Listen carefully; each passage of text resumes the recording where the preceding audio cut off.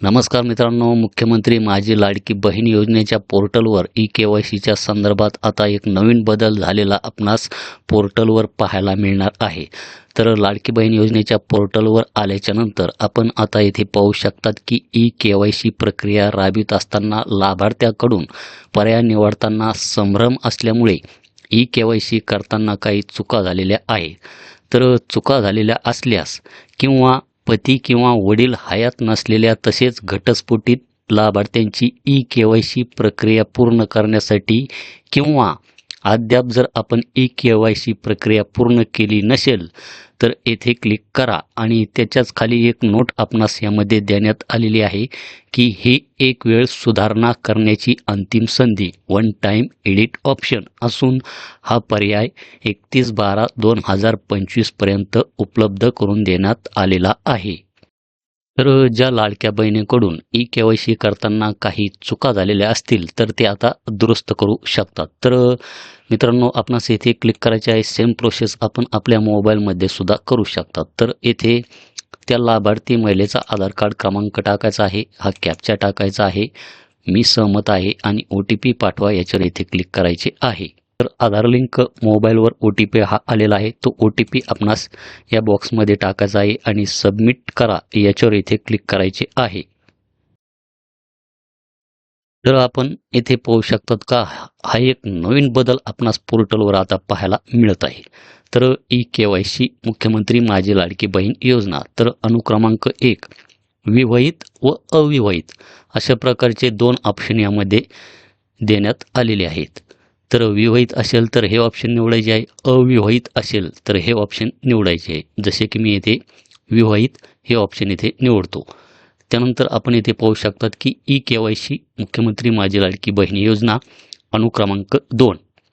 तर यामध्ये आपण पाहू शकतात की पती हयात आहे, पतीचे निधन झाले आहे किंवा घटस्फोटित आपल्या पद्धतीने जे काही असेल ते आपण यामध्ये व्यवस्थितपणे निवडून घ्या. तर मी येथे पतीचे निधन झाले आहे तर नंबर 2चे जे काही ऑप्शन आहे याच्यावर येथे टिक करतो. येथे क्लिक केल्याच्यानंतर पतीचे नाव आपणास यामध्ये दाखवले जाईल. त्यानंतर आपली जी काही जात असेल ती कास्ट आपणास यामधून निवडून घ्यायची आहे, जसे की मी येथे सर्वसामान्य केलेली आहे. तर आपण येथे खाली पाहू शकतात की येथे माझ्या कुटुंबातील सदस्य नियमित कायम कर्मचारी म्हणून सरकारी विभाग, उपक्रम मंडळ, भारत सरकार किंवा राज्य सरकारच्या स्थानिक संस्थेमध्ये कार्यरतच्या पुढे आहे आहे की नाही. तर हे ऑप्शन यामध्ये आपणास सिलेक्ट करायचे आहे. तर कार्यरत नाही हे ऑप्शन मी इथे सिलेक्ट केलेले आहे. त्यानंतर माझ्या कुटुंबातील सदस्य नियमित कायम कर्मचारी म्हणून सरकारी विभाग, उपक्रम मंडळ, भारत सरकार किंवा राज्य सरकारच्या स्थानिक संस्थेमधून सेवानिवृत्तीनंतर निवृत्ती वेतन घेत नाही हे येथे मी निवडलेले आहे. त्यानंतर आपण येथे खाली पाहू शकतात की माझे पती हयात नसून पतीच्या मृत्यू दाखल्याची सत्यप्रत संबंधित जवळच्या अंगणवाडी सेविका यांच्याकडे दिनांक 31/12/2025 पर्यंत जमा करेन. तर याच्यावर येथे टिक करायचे आहे.